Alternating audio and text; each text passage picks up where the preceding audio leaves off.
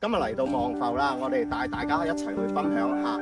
以英石文化為主題嘅一個度假酒店。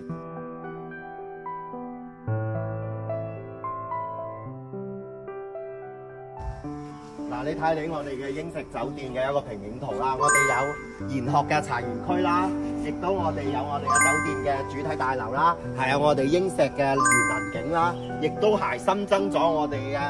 萌寵區啦。Hello， 呢一度咧就係我哋一個熊出沒嘅打卡點啦，就嚟到暑假啦，肯定要帶上屋企人啊，帶上屋企嘅小朋友過嚟呢度遊玩，同埋呢度攝影打卡啦。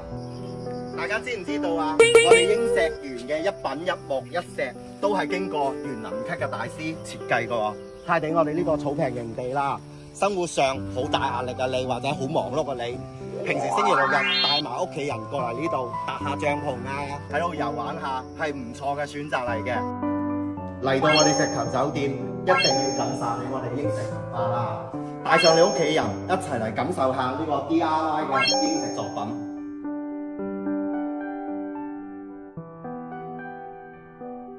你睇我最中意嘅一柱擎天啦，喺我哋嘅英石之鄉啦，嚟到我哋英德啊，唔睇下你我哋嘅英石，你就走寶噶啦。